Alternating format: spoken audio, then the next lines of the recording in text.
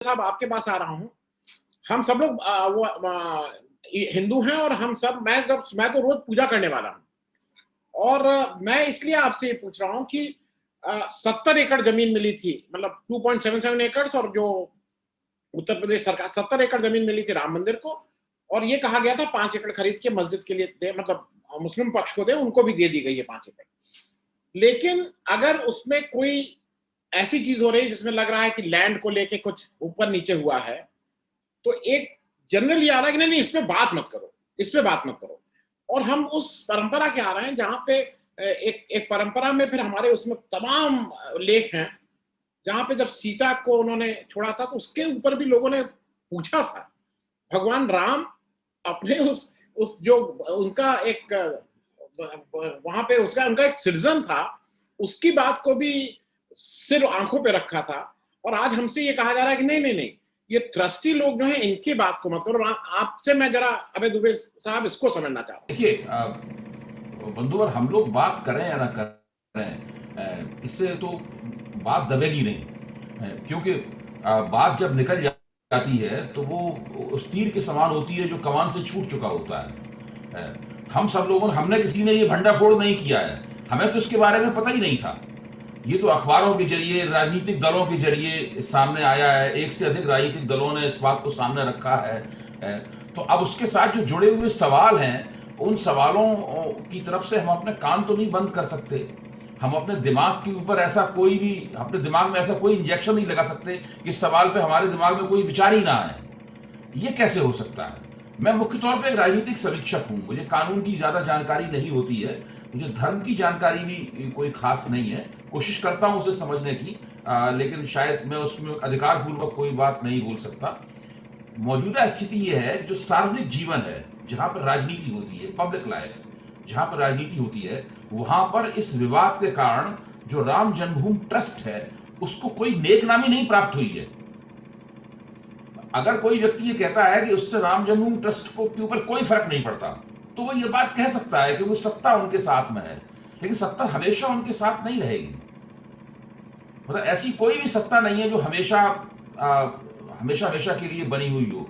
तो कभी ऐसी सत्ता आएगी जो कि राम जन्मभूमि ट्रस्ट के साथ नहीं होगी, तब फिर वो इस समस्या को सामने लाएगी। तो इससे बेहतर यह है कि बाद में इसका भंडा फूटे।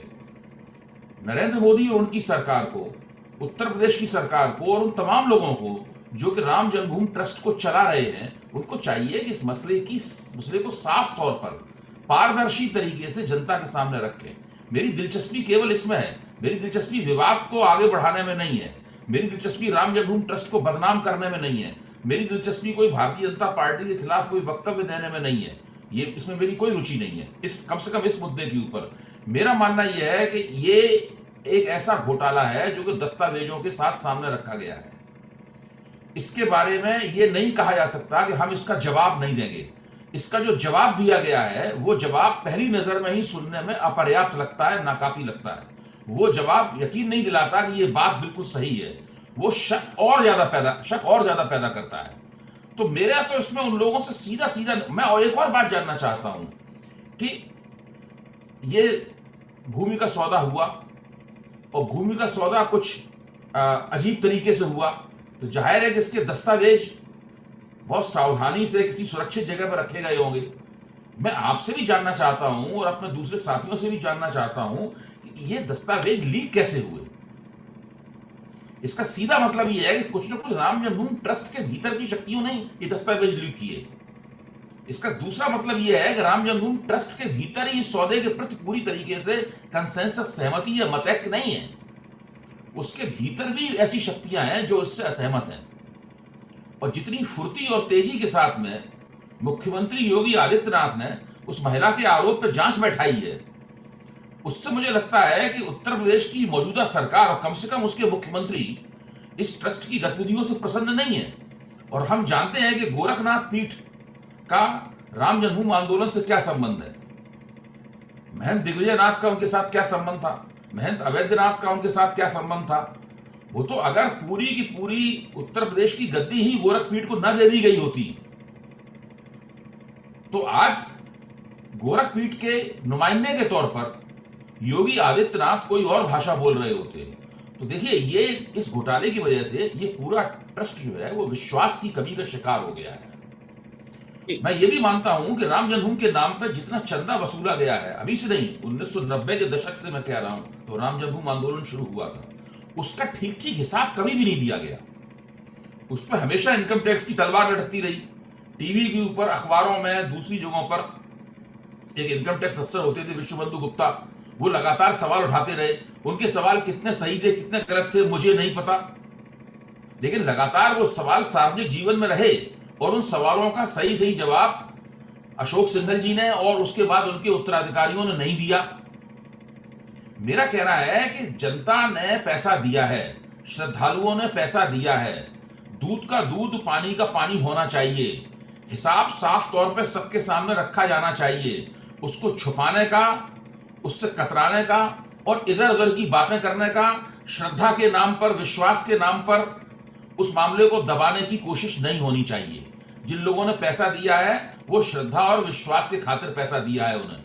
ये उनके प्रति राम जन्मभूमि ट्रस्ट का ये दायित्व बनता है कि वो पूरी तरीके से उसकी सफाई दें। अगर वो सफाई नहीं देंगे तो आपने जो शीर्षक बनाया है कि क्या राम जन्मभूमि के ट्रस्टियों पर ट्रस्ट किया जा सकता है, ये शीर्षक एक सवाल बनकर, एक सवाल की तलवार बनकर उनके ऊपर लटकता रहेगा।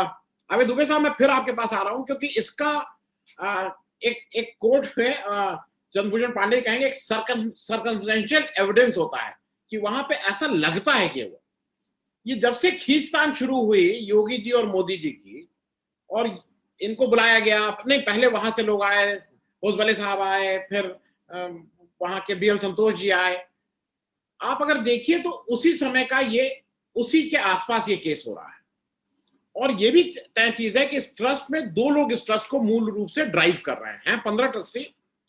एक हमारे नृपेंद्र मिश्र साहब, हालांकि ये भी एक आयरनी है कि नृपेंद्र मिश्र साहब मुलायम सिंह यादव जी के चीफ सेक्रेटरी थे जब वो गोली चली थी, जो कार सेवकों की सो कॉल्ड गोली चली थी, लेकिन आज वो इस मंदिर को बनाने के नंबर 1 सबसे खास आदमी है। और दूसरे ये चंपत राय, चंपत राय जी, ये दो लोग हैं और ये दोनों लोग ऐसा कहा जाता है कि हमारे प्राइम मिनिस्टर के बहुत क्लोज कॉन्फिडेंट के आदमी है। हो सकता है उन्होंने इसीलिए रखा हो कि कॉन्फिडेंट क्या है तो अच्छे से बनेगा, उनकी नीयत यही रही, मैं इसमें कहीं कोई डाउट नहीं करता। एक तो चंपत राय बंसल जी हैं, ये मुझे नहीं मालूम था, बंसल जी हैं, इनफैक्ट हम चंपत राय समझते तो बंसल जी हैं। तो ये खींचतान शुरू हुई, मुझे ऐसा लगता है कि हो सकता है कि जैसे कुछ लोग कहना है योगी जी ने पीछे, योगी जी अपने हाथ से थोड़ी देंगे। अरे वो सारे लोग, जैसा आपने कहा, वो डॉक्यूमेंट्स कहीं ना कहीं उपलब्ध कराया जाने लगा और वो बिल्कुल सीक्वेंसली उपलब्ध हो रहा है, मैं उसमें भी कहीं कोई दो राय नहीं है। सारा अगर ये रात में लोग ने कहना शुरू किया 7 बजे नहीं हो सकता है, 7 बजे नहीं हो सकता है, एविडेंस आ गया, फिर कहना शुरू किया ये नहीं हो सकता है, उसका मतलब एक के बाद एक डॉक्यूमेंट्स आते जा रहे हैं और अगर जांच होगी तो मेरे ख्याल में और डॉक्यूमेंट्स आएंगे। इस पे आपको क्या लगता है, ये बेसिकली पॉलिटिकल खींचतान का नतीजा है? राहुल जी ने जो कहा है उसकी स्पिरिट से मैं पूरी तरह सहमत हूँ।